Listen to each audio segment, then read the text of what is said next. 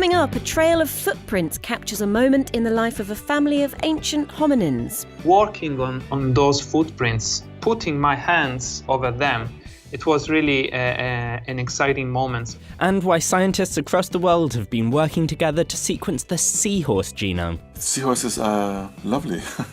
I think everybody loves seahorses. Plus, the spray-on chemical that could boost crop yield and resilience. This is the Nature Podcast for December the 15th, 2016. I'm Kerri Smith. And I'm Adam Levy.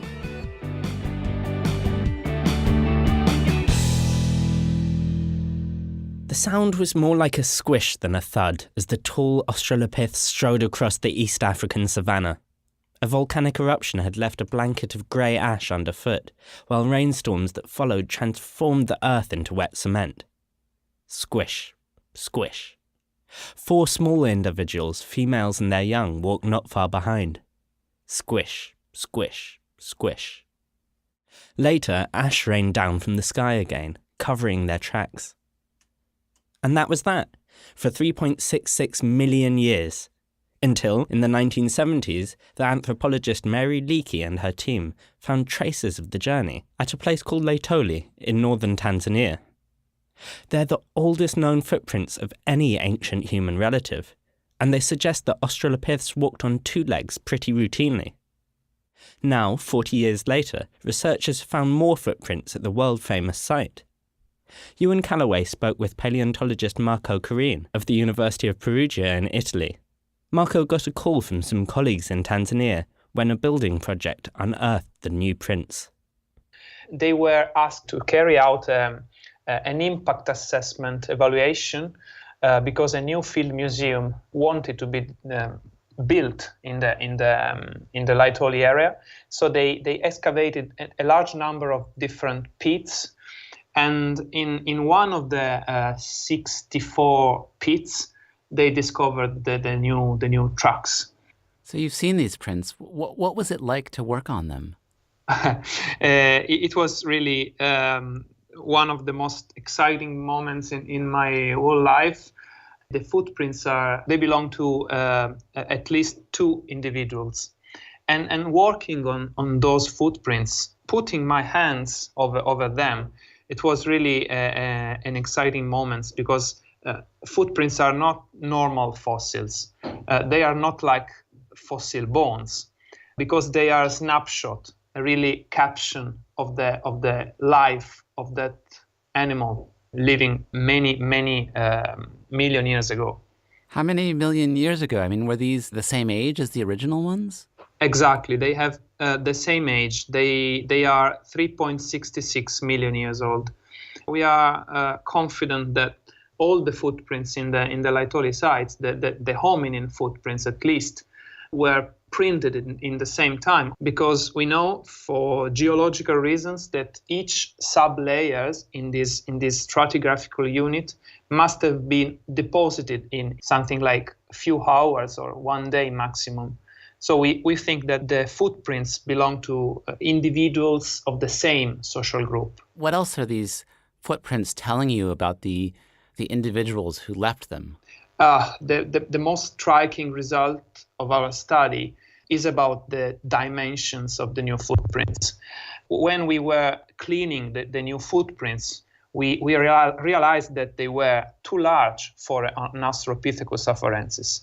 But anyway, after our study, we made some stature estimations based on the footprints dimensions, and now we can say that one of our 2 new individuals was something like 1.65, 1.68 meters tall, which is the highest estimated stature for Australopithecus afarensis and for all Australopithecines in Africa. Can you say anything else about the group that this individual was traveling with from the prints?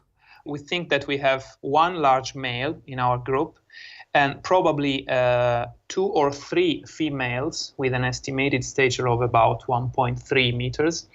And then we have 1 or 2 juvenile individuals. So we have a social group with both sexes and some young. These social structures allowed us to also to think about the reproductive strategies of these animals. If you look at the modern apes, for example, gorillas or chimpanzees, you can find very, very different reproductive behaviors. And we think that Australopithecus afarensis had a reproductive strategy more similar to the gorilla than to the chimpanzee.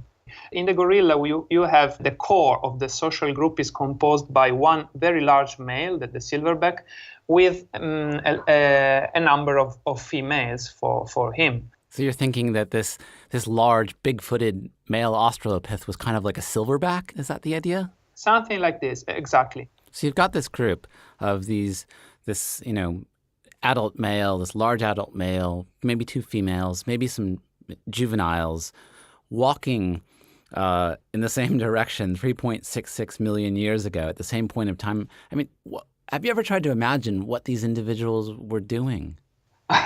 No, because at state of the art it's impossible to think about it. We don't really know. We can just imagine something, but this is not science. This is just fiction. They were moving on the same direction with a moderate to low speed. So we can exclude any particular behavior, such as running, escaping something, or something like this. So it seems that the behavior was that of the normal foraging behavior in an African savanna. That was Marco Careen speaking with reporter Ewen Callaway. I know what you're thinking. Couldn't this just be a lady Australopithecus with very big feet? Marco has an answer for that too.